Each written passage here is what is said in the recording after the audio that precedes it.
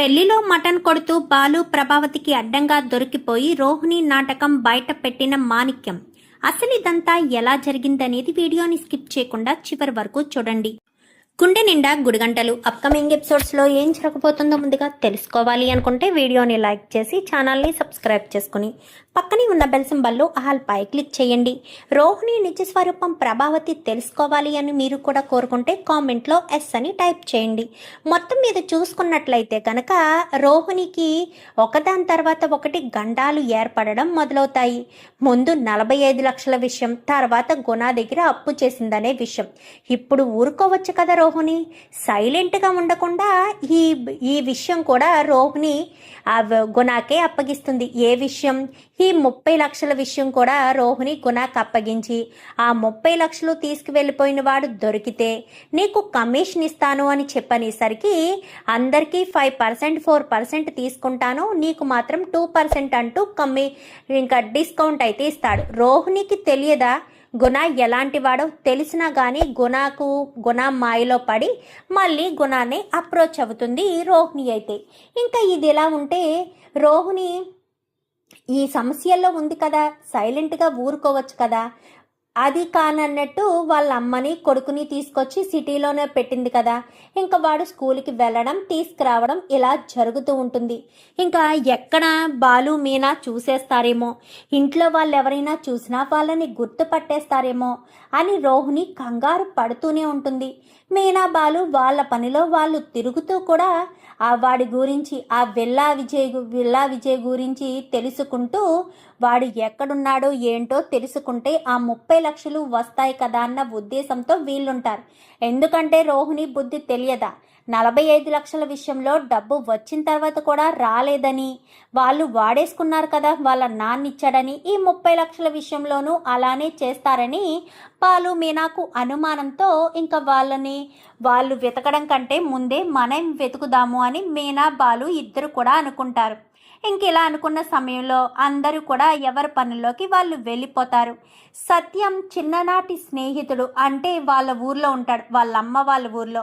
ఇంకా స్నేహితుడు కూతురు పెళ్ళి అనేసరికి, అంటే అందరికంటే లాస్ట్ కూతురు, ఇంకా మౌనిక కంటే చిన్నది కూతురు పెళ్ళి అనేసరికి ఇంకా శుభలేఖ తీసుకుని సరాసరి సుశీలమ్మ దగ్గరికి వెళ్తాడు. ఏంట్రా బాగున్నావా అనగానే బాగున్నానమ్మా. సత్యం రాజమండ్రిలోనే ఉన్నాడా అనగానే అవును రాజమండ్రిలోనే ఉన్నాడు, రిటైర్ అయిన తర్వాత నీ దగ్గరికి రాలేదమ్మా.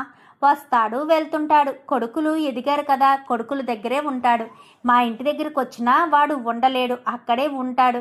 అయినా మా బాలుకి సత్యాన్ని చూడకపోతే ఒక్క క్షణం కూడా ఊపిరాడదు, వాడు ప్రతి క్షణం సత్యంతోటే ఉంటాడు కదా అనగానే అవునమ్మా. పాపం చిన్నప్పుడు బాలు వాళ్ళ అమ్మ నాన్నకు దూరమైనా ఇప్పుడైనా బాలు వాళ్ళ నాన్న అమ్మతో ఉంటున్నాడు. ఇప్పుడంతా బాగానే ఉందమ్మా అనగానే బాగానే ఉంది. ఏంటి ఎలా వచ్చావు? కూతురు పెళ్ళుందమ్మా, శుభలేఖ ఇద్దామని వచ్చాను అనేసరికి అవునా, ఏంటి అందరి పిల్లలకి పెళ్ళిళ్ళు చేసేసావా అని చెప్పాను. కానీ అందరూ అయిపోయారమ్మా, ఎటొచ్చి కూతురు చిన్నది కదా, దాని చదువు పూర్తయ్యే వరకు చేసుకోను అంద, కాబట్టి ఇంకా చదువు పూర్తయ్యే వరకు చేసుకోనని ఇప్పుడే చేస్తున్నామమ్మా అని చెప్పాను. కానీ సర్లే శుభలేఖ వాడికి చెప్పనా ఫోన్ చేశాను. కానీ వద్దమ్మా నేను వెళ్తాను, రాజమండ్రిలో ఇంకా ఇచ్చేవాళ్ళు ఉన్నారు, అలాగే వాడింటికి వెళ్ళి వాడిని చూసినట్టు కూడా ఉంటుంది. పెళ్ళికి వచ్చినా ఎవరి హడావిళ్ళో వాళ్ళు ఉంటారు, వాడితో మనస్ఫూర్తిగా మాట్లాడడానికి కూడా ఉండదు. వాడింటికి వెళ్తానులేమ్మా, నాకు తెలిసి ఇల్లు అని చెప్పి ఇంకా సత్యం ఫ్రెండ్ కాస్త వెళ్తాడు. వెళ్ళినప్పుడు సత్యం ఫ్రెండ్ సత్యానికి ఫోన్ చేస్తాడు. ఎందుకంటే సుశీలమ్మ దగ్గర ఫోన్ నెంబర్ తీసుకుంటాడు. అంటే ఎక్కడో ఉందో లేదో తెలియదని డౌట్గా నెంబర్ తీసుకుని ఫోన్ చేయడంతో ఏంట్రా సత్యం ఎక్కడున్నావని. కానీ ఇన్ని రోజులకి గుర్తొచ్చానా, నేను మీ ఇంటి దగ్గరలోనే ఉన్నాను, ఇంట్లోనే ఉన్నావా బయటకి ఎక్కడికైనా వెళ్ళావా? లేదురా ఇంట్లోనే ఉన్నాననేసరికి అప్పుడు మధ్యాహ్నం 2:30 3 సమయం అవుతుంది. ఇంకా ఇంటికి వస్తాడు. ఇంటికి వచ్చిన వాడు కాస్త కూర్చుని చాలాసేపు మాట్లాడతాడు. వాళ్ళ ఆవిడేమో కూర్చుని ఉంటుంది. ఇంకా వీళ్ళిద్దరూ మాట్లాడుకుంటూ ఉంటారు. కొద్దిసేపటికి ప్రభావతి డ్యాన్స్ స్కూల్కి వెళ్ళింది కదా క్లాస్ చెప్పడానికి, అక్కడి నుంచి వచ్చేస్తుంది. బాగున్నారా వదిన గారు అనగానే బాగున్నాను అనేసరికి మీనా లేదా అని చెప్పాను. కానీ మీనా ఇప్పుడే బయటికి వెళ్ళింది, ఉండండి కాఫీ చేసి తీసుకొస్తానని వెంటనే గబగబా వెళ్ళి కాఫీ పెట్టి తీసుకొస్తుంది. ఈలోపు మీనా బయట నుంచి వస్తూ వాళ్ళకి స్నాక్స్ అవి తీసుకుని వస్తుంది. ఎందుకంటే సత్యం మీనాకి ఫోన్ చేస్తాడు. ఫోన్ చేయడంతో వచ్చేటప్పుడు స్నాక్స్ తీసుకొస్తుంది. తీసుకొచ్చేసరికి ప్రభావతి కాఫీ పెట్టి తీసుకొచ్చేలోపు స్నాక్స్ ఇవ్వడం, వాళ్ళతో మాట్లాడడం. ఈలోపు ఒకరి తర్వాత ఒకరు పిల్లలందరూ వచ్చే వరకు ఉంటాన్రా, అందరినీ చూసి అందరినీ పేరు పేరున రమ్మని చెప్పి మరీ వెళ్తాన్రా, ఏ ఒక్కరూ రాకుండా ఉండడానికి వీల్లేదు. అమ్మాయి వాళ్ళది కూడా ఈ ఊరేనంట కదా, అమ్మాయి వాళ్ళ ఇంటికి కూడా వెళ్ళి చెప్పాలా అనగానే వద్దులేండి అక్కడికి వద్దులే, ఇక్కడ నేను చెప్తాను లేరా అని చెప్పి సత్యం అంటాడు. సరే అని ఇంకా వచ్చి రవి శృతి వస్తారు, మనోజ్ రోహిణి వస్తారు, మీనా బాలు వస్తారు. ఎవరికి వాళ్ళు జంటలుగా కూర్చుని నిలబడి ఉంటారు. మామ బాగున్నావా అని చెప్పాను. కానీ బాగున్నాను రా బాలు, నువ్వెలా ఉన్నావు, ఏంటి చాలా రోజుల తర్వాత కనిపించావా అనగానే మీ చెల్లి చిన్నమ్మాయి పెళ్ళుంది కదా అనగాని ఏంటి తనకప్పుడే పెళ్లి చేసేస్తున్నారా, జాబ్ కూడా చేస్తుందిరా హైదరాబాద్లోని, అవునా సరే అయితే ఎక్కడా పెళ్ళి, ఇక్కడే రా రాజమండ్రి అబ్బాయిది రాజమండ్రేనా, ఎక్కడ అనగానే పలానా చోట అనేసరికి పలానా కళ్యాణ మండపంలో పెళ్ళి, మీరందరూ తప్పకుండా రావాలి, ఎవ్వరూ మిస్ చేయొద్దు, మీ 4 జంటలు ఖచ్చితంగా నాకు కనిపించాలి, ఇవి నాకు రావడం కుదరలేదు అని మాత్రం అనొద్దు, మీ అందరికీ పేరున చెప్పాలన్న ఉద్దేశంతోనే నేను ఎప్పుడో మధ్యాహ్నం 3 గంటలకు వచ్చాను, అప్పటి నుంచి కూడా మీకోసం ఎదురు చూస్తూ ఉన్నాను, మీనా రెడీ చేసావా అనగానే రెడీ చేశానండి అనేసరికి బాలుకి ఫోన్ చేసి చెప్పడంతో బిర్యానీ తీసుకొస్తాడు. ఇంకా అందరూ కూడా చక్కగా కూర్చుని డిన్నర్ చేస్తారు.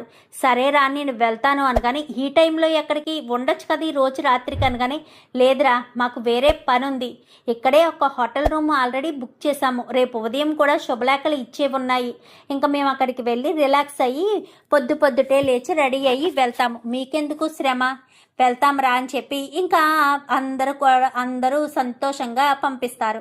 ఇంకా అందరూ కూడా వెళ్ళాలి అని సత్యం కూడా చెప్తాడు. అలాగే అంకుల్, అలాగే మామయ్య అని అందరూ కూడా చెప్తారు, వెళ్ళిపోతారు ఎవరి పనుల్లోకి వాళ్ళకి. ఇంకా వాళ్ళది పెద్ద పెళ్ళి, అంటే వాళ్ళ ఇంట్లో కూడా ఆ అబ్బాయే చిన్నవాడు, సో ఆ అబ్బాయి పెళ్ళని అందరూ కూడా పిలవాలని ధూమ్ధామ్గా చేస్తూ ఉంటారు. ఇంకా అలా చేసినప్పుడు చికెను మటను, ఇంకా వాళ్ళు రాజులు కావడంతో పెళ్ళిళ్ళలో నాన్ వెజ్ వేస్తారు కదా, ఇంకా అందరికీ చికెను మటన్ అనేసరికి అటు తిరిగి మాణిక్యం ఎప్పటి నుంచో రాజమండ్రిలో మటన్ కొట్టుకునేవాడు కదా, సో ఆ బేరం కాస్త తనకు వచ్చేసరికి సరే అని ఇంకొక 2-3 కుర్రోళ్ళు తీసుకుని మటన్ కొట్టుకోవడానికి అక్కడికి వెళ్తాడు. అక్కడికి వెళ్ళి తన పని తను చేసుకుంటాడు. ప్రతి ఒక్కటి రోహిణికి చెప్పాలి అని రూల్ ఏమీ లేదు కదా, తన పని తను చేసుకుంటాడు, ఎవరిని మోసం చేసేది కాదు ఇది, సో తను వెళ్ళిపోయి వర్క్ చేసుకుంటాడు. బాలు మీనా వీళ్ళంతా కూడా పొద్దుట కొంచెం చిన్న వర్క్లు ఉన్నాయని, సాయంత్రం కదా పెళ్ళికి, మేము 5 అయ్యేటప్పుడు అందరూ వచ్చేస్తామని చెప్పి ఇంకా అందరూ కూడా ఎవరికి వాళ్ళకి పనులకి వెళ్ళిపోతారు. ఎవరి పనులకి వాళ్ళు వెళ్ళిపోయి అందరూ ఎవరికి వాళ్ళు వాళ్ళ పనుల నిమిత్తం వెళ్ళిపోయి సుమారు 5 అయ్యేటప్పటికి వస్తారు. ఇంకా మీనా వీళ్ళందరి కోసం పువ్వులు తీసి రెడీగా పెడుతుంది. ప్లేట్లో పెట్టి ఒక్కొక్కరికి పువ్వులు తీసి అక్కడ పెట్టాను, వెళ్ళి రెడీ అయ్యి పువ్వులు పెట్టుకురండి అని చెప్పి మీనా చెప్పడంతో సరే మీనా అని ఇంకా రోహిణి, శృతి, ప్రభావతి ఎవరికి వాళ్ళు రెడీ అయ్యి వస్తారు. ఇంకా అందరూ రెడీ అయ్యి అందరూ వెళ్ళి బయలుదేరదాం అనుకునేసరికి మీనా కొంచెం తలపోటుగా ఉంది, కొంచెం టీ పెడతావా అని శృతి అనేసరికి అందరికీ కావాలి అనగానే అందరూ కూడా టీలు తాగుతారు. భోజనానికి వెళ్లే ముందు టీలు తాగడం ఏంటో అనుకుంటూ సత్యం అంటాడు, తలపోటుగా ఉంది మీ అంకుల్ అని చెప్పాను. కానీ సర్లే అమ్మా, తొందరగా అందరిలాగే ఆలస్యంగా వెళ్తే వాడు తిట్టుకుంటాడు, పని కట్టుకుని మధ్యాహ్నం అనగా వచ్చి సాయంత్రం కాదు నైట్ వరకు మీరు వచ్చే వరకు వెయిట్ చేసి మరీ చెప్తే ఇప్పుడేనా వెళ్ళడం, అప్పుడే 7 అయిపోతుంది అనగానే 2 minutes మామయ్య వచ్చేస్తున్నాను అని మీనా గబగబా అందరికీ టీలు తెచ్చేసి ఇచ్చేసరికి తాగేసి అందరూ బయలుదేరిపోయేసరికి మనోజ్ వాళ్ళకి కారు ఉంది, మీనా వాళ్ళకి కారు ఉంది, సో ఈ కారు ఆ కారులో మొత్తం అందరూ సరిపోతారు, అందరూ బయలుదేరి వెళ్తారు. చక్కగా రెడీ అవుతారు. ఇంకా బయటే నిలబడి ఉంటాడు కదా పెళ్లి కూతురు తండ్రి, బయటే నిలబడి ఉండేసరికి రారా సత్యం, ఇంత ఆలస్యం ఏంట్రా అని చెప్పాను. కానీ అందరూ రెడీ అవ్వాలి కదరా అని చెప్పనేసరికి సరే సరే రా నిలబడు అని, ఇంకా మన ఊరు వాళ్ళు చాలామంది వస్తారా అని నిలబడేసరికి ప్రభా లోపలికి వెళ్ళి కూర్చోండి, బాలు లోపలికి తీసుకెళ్ళు అనగానే సరే నాన్న అని అందరినీ కూడా లోపలికి తీసుకువెళ్తారు. లోపలికి తీసుకువెళ్ళి అందరూ కూడా లోపలికి వెళ్ళి కూర్చుంటారు. ఇంకా లోపలికి వెళ్ళి కూర్చునేసరికి ఇంకా రోహిణికి గుణ దగ్గర నుంచి ఫోన్ వస్తుంది. ఫోన్ వచ్చేసరికి ఫోన్ రావడంతో మనోజ్ వంక చూస్తుంది. మీనా అబ్జర్వ్ చేస్తుంది. ఇదేంటి రోహిణికి ఫోన్ వస్తే ఫోన్ మాట్లాడాలి కదా ధైర్యంగా, ఎవరైనా చూస్తున్నారా లేదా అని ఎందుకంత టెన్షన్ పడుతుంది అని అనుకుంటూ ఉంటుంది. ఇంకా మీనా అయితే అనుకుంటూ ఉండగానే సర్లే అని ఇంకేం మాట్లాడదు, సైలెంట్గానే ఊరుకుంటుంది. అలా ఊరుకున్న మీనా ఫోన్ వచ్చిందని ఇప్పుడే వస్తాను మనోజ్ అని పక్కకు వెళ్ళి ఫోన్ మాట్లాడుతుంది. ఏవండి రోహిణికి ఫోన్ వచ్చింది, ఫోన్ రావడంతో మీ అన్నయ్య వంక నా వంక చూసింది, మేము చూస్తున్నామా లేదని, ఆ తర్వాత ఫోన్ తీసుకుని సైడ్కి వెళ్ళింది అనేసరికి ఎవరైనా క్లయింట్ చేశారేమో అని చెప్పాను. కానీ క్లయింట్ చేస్తే మా వంక ఎందుకు చూస్తుందండి, ధైర్యంగా ఫోన్ ఎత్తి మాట్లాడొచ్చు కదా, ఏదో చేస్తుంది రోహిణి అర్థం కావట్లేదు అనగానే ఖచ్చితంగా తెలుస్తుందిలే మీనా, ఈ బాలు కళ్ళు కప్పి ఎవరైనా తప్పించుకోగలరా, శివుడు మూడో కంటి నుంచి అయినా తప్పించుకోగలరు కానీ ఈ బాలు కంటి నుంచి ఎవ్వరూ తప్పించుకోలేరు, అర్థమవుతుందా, పెడతా అన్ని విషయాలు బయట పెడతా, తొందరలో నిజాలన్నీ నేనే బయట పెడతా, వాళ్ళ గుట్టులన్నీ బయట పెట్టేది నేనే కదా మీనా అంటూ చెప్పడంతో అవును మీరు ఖచ్చితంగా పెడతారని నాకు బాగా తెలుసులేండి అని చెప్పి ఇంకా బాలు కాస్త అంటాడు. అన్న తర్వాత ప్రభావతి ఇంకా మొత్తం అటు కూర్చుని ఉండలేక అటు ఇటు తిరుగుతూ ఉంటుంది. అటు ఇటు తిరుగుతూ ఉండగానే ఏంటి ప్రభావతమ్మ, ఏంటి అటు ఇటు చూస్తున్నావు, మీ నాన్న ఎక్కడున్నారా, మీ నాన్న టాబ్లెట్లు వేసుకునే సమయం అయింది కదా, భోజనం చేయకుండా ఎటు తిరుగుతున్నారో అని చెప్పాను. కానీ ఉండు నేను చూస్తాను అని చెప్పి బాలు అనేసరికి ఉండు నేను చూస్తాను, నువ్వొక్కడవి ఎందుకు చూడడం, నేను వస్తాను అని ఇంకా ఇద్దరు ప్రభావతి బాలు ఇద్దరు కూడా చూస్తూ ఉంటారు.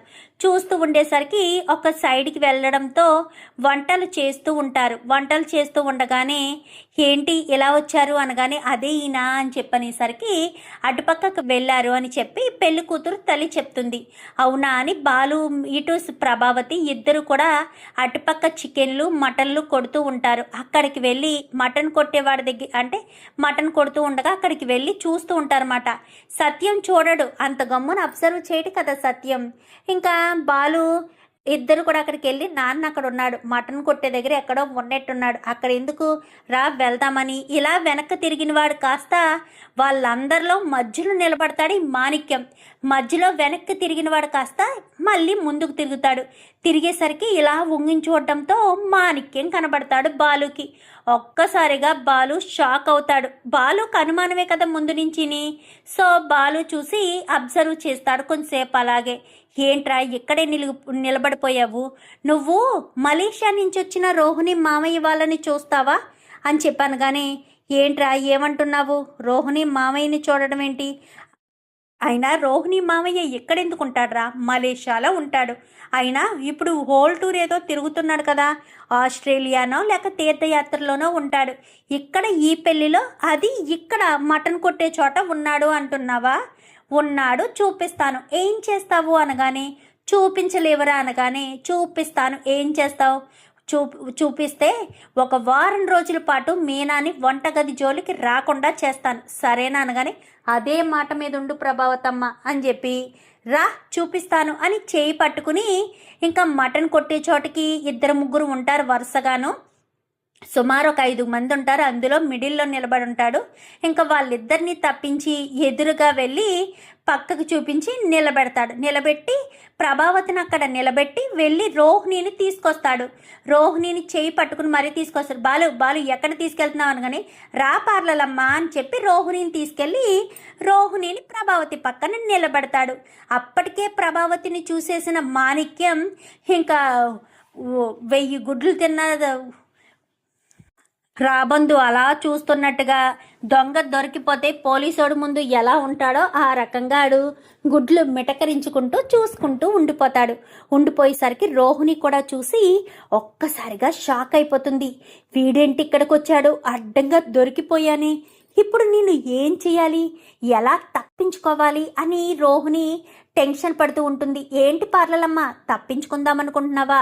తప్పించుకునే అవకాశం లేదు. మటన్ కొట్టు మాణిక్యం దొరికేశాడు కదా, ఇప్పుడు నిజాలు బయటికి రావడం తప్ప వేరే ఆప్షనే లేదు అనగానే, ఏంటి కొట్టవయ్యా, ఏంటి చూస్తున్నావు అనగానే, ఇప్పుడే వస్తాను అనగాని, ఏంటి మాణిక్యం ఎక్కడికి వెళ్తున్నావు? పని మధ్యలో వెళ్తే మనకు ఇవ్వవలసిన డబ్బులు ఇవ్వరు, వాళ్ళకి సమయానికి మటన్ అందకపోతే కుదరదు, మనం షాపులో కొట్టిస్తామంటే వాళ్ళు ఒప్పుకోకుండా ఇక్కడే కొట్టాలి అనే కదా మాట ఇక్కడికి తీసుకొచ్చారు మనల్ని మాట్లాడి. ఒక్క క్షణం కూడా ఆలస్యం చేయడానికి వీల్లేదు, మొత్తం పని అయితేనే కానీ నువ్వెటు వెళ్ళడానికి వీల్లేదు అనగాని, పర్లేదు మామయ్య, నీ పని నువ్వు చూసుకో, మేము ఇక్కడే ఉంటాము, మేము ఎటు వెళ్ళిపోము, ఇక్కడే ఉంటాము, రా ప్రభావతమ్మ అని ప్రభావతిని కాస్త చేయి పట్టుకుని తీసుకెళ్ళిపోతాడు. అప్పటికే ప్రభావతికి పిచ్చ కోపం వచ్చేస్తుంటుంది.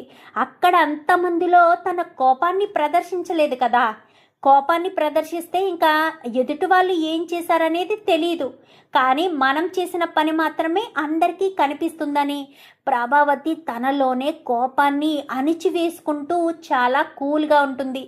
ఈ కోపాన్ని ఒకేసారి కట్టలు తెంచాలని, ఇంతకీ ఎక్కడికి వెళ్ళారు అనగానే, ఎక్కడికి వెళ్ళామా అంటూ మీనాకు మొత్తం విషయం చెప్తాడు.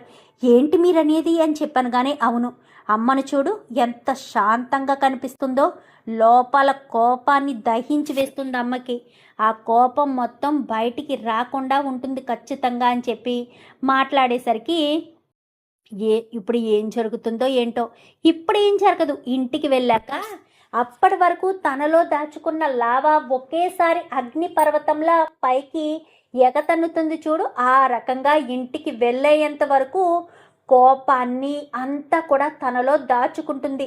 ఇంటికి వెళ్ళిన తర్వాత ఒక్కసారిగా బ్లాస్ట్ అవుతుంది అనేసరికి ఇంక ఈలోపు సత్యం వస్తాడు. ఏంట్రా ఏం బ్లాస్ట్ అవుతుంది అనగానే, ఇక్కడ ఒక విషయం తెలిసింది నాన్న అని చెప్పనేసరికి, ఏంట్రది అనగానే, రా నీకు చూపిస్తాను అంటూ సత్యాన్ని ఇటు మీనాని తీసుకెళ్ళి చూపిస్తాడు.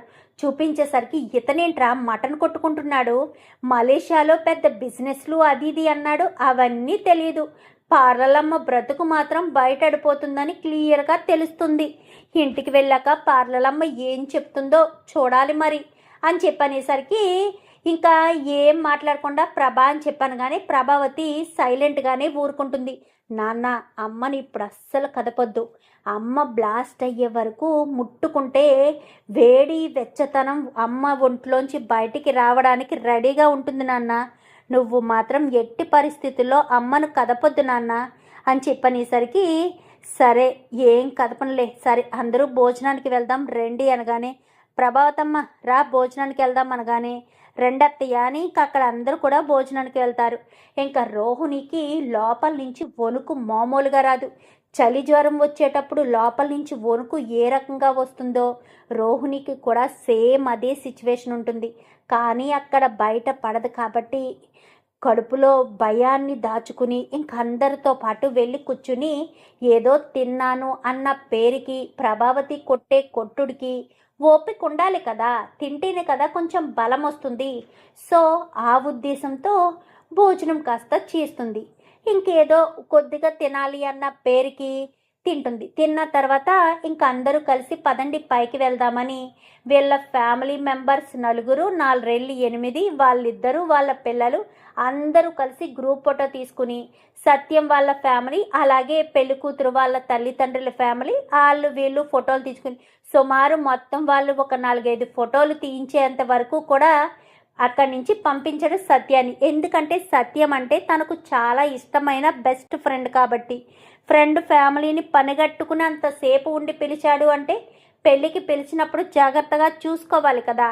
సో ఆ ఉద్దేశంతో సత్యాన్ని పిలిచి ఇంకా అందరితో ఫోటో తీయించుకుని వాళ్ళ ఇయ్యంకుడికి పరిచయం చేసి ఇంకా మొత్తం మర్యాద చేసి సరే వెళ్ళొస్తాం రా అనగానే, అప్పుడే వెళ్ళిపోతారా అని చెప్పాను కానీ పిల్లలు రేపు ఉదయం డ్యూటీకి వెళ్ళాలి కదా, ఇంకా వెళ్తాము అనేసరికి మేము ఉందామన్నా ప్రభావతికి నీరసంగా ఉందంట.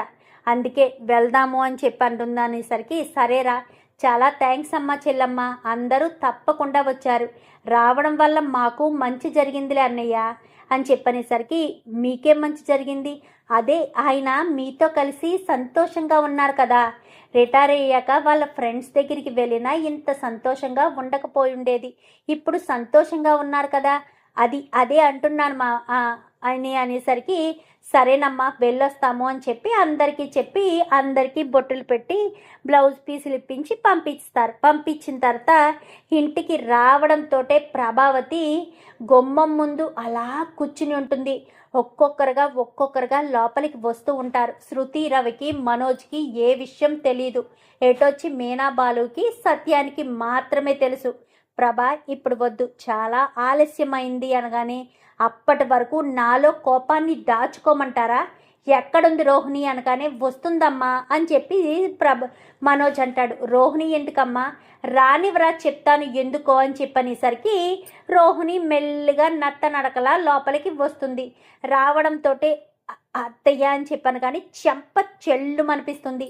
మీ మామయ్య మలేషియా అన్నావు, మరి మలేషియాలో ఉండాల్సిన మామయ్య ఎక్కడ ఉండడం ఏంటి, అది పెళ్లిలో మటన్ కొట్టుకుంటూ ఉండడం ఏంటి, అంటే మలేషియా నుంచి మీ మామయ్య వచ్చాడు అని చెప్పిందంతా కూడా అబద్ధమే కదా, అసలు నిజంగా అతను మీ మామయ్యేనా, మలేషియా నుంచి వచ్చిన వాడేనా, నాకెందుకో అనుమానంగా ఉంది, నువ్వు అబద్ధం చెప్పవని అనుమానంగా ఉంది రోహిణి, చెప్పు రోహిణి అని చెప్పనేసరికి అది అత్తయ్య అని చెప్పాను కానీ చెప్పు రోహిణి, నువ్వు అసలు మలేషియా నుంచి వచ్చిన మామయ్యేనా, మీ మామయ్య మలేషియా నుంచే వచ్చాడా లేదా, చెప్తావా చెప్పవా అంటూ ఇంకా ప్రభావతి నిలదీసి అడగడంతో ఇంకా రోహిణికి ఏం చెప్పాలో కూడా అర్థం కాదు.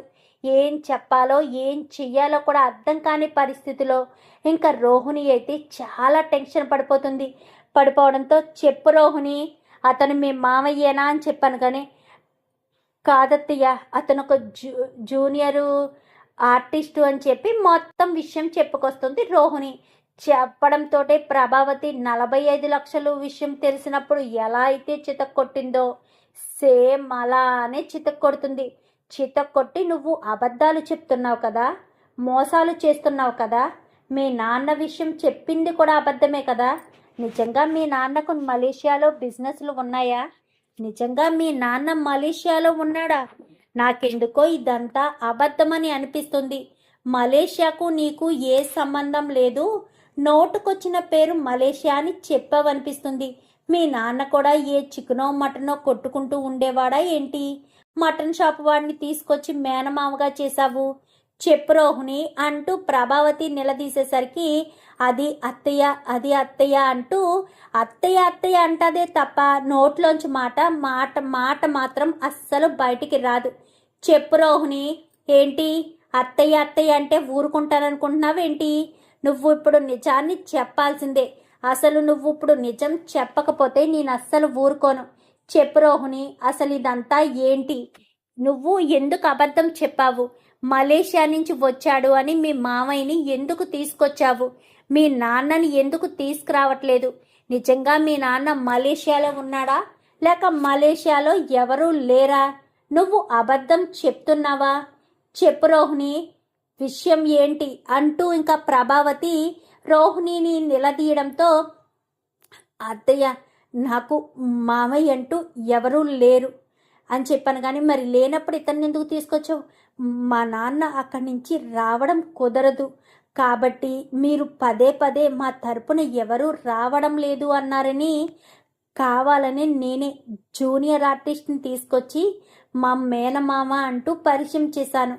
ఆయనతో చెప్పించినవన్నీ కూడా అబద్ధాలే, మా నాన్న జైల్లో ఉన్నాడు అన్నది మాత్రం నిజం, అదే విషయం ఆయనతో చెప్పించానత్తయ్య, అంతే అత్తయ్య, అంతకు మించి నేను ఏ తప్పు చేయలేదత్తయ్య, నన్ను నమ్మండి అత్తయ్య, నేను ఏ పొరపాటు చేయలేదత్తయ్య అంటూ రోహిణి కాస్త తడబడుతూ అసలు విషయం చెప్పకుండా ఇంతవరకు మలేషియా మాణిక్యం గురించి వరకు మాత్రం చెప్తుంది. చెప్పేసరికి ఇంకా దంతా విన్న ప్రభావతి రోహిణిని చిత్త కొట్టుడు కొట్టి ఇంటిలోంచి మెడపట్టి బయటకు గెంటేస్తుంది. మీ నాన్నను తీసుకుని వస్తేనే నువ్వు కాపరానికి ఇంట్లో అడుగుపెట్టు, లేదా ఇంట్లో అడుగు పెట్టొద్దు. నా కొడుకుకి నీకు విడాకులు ఇప్పించేస్తాను, ఇందులో ఎలాంటి అనుమానం లేదు అని రోహిణికి కాస్త ప్రభావతి గట్టిగా చెప్తుంది. మరి ఇప్పుడు రోహిణి ఏం చేయబోతుంది, ఇదంతా కూడా రాబోయే ఎపిసోడ్స్లో చూసి తెలుసుకునేద్దాం. మా వీడియో కనుక మీకు నచ్చినట్లయితే వెంటనే లైక్ చేసి మా ఛానల్ని సబ్స్క్రైబ్ చేసుకుని పక్కనే ఉన్న బెల్ సింబల్లో ఆల్ పై క్లిక్ చేయండి. Thank you for watching.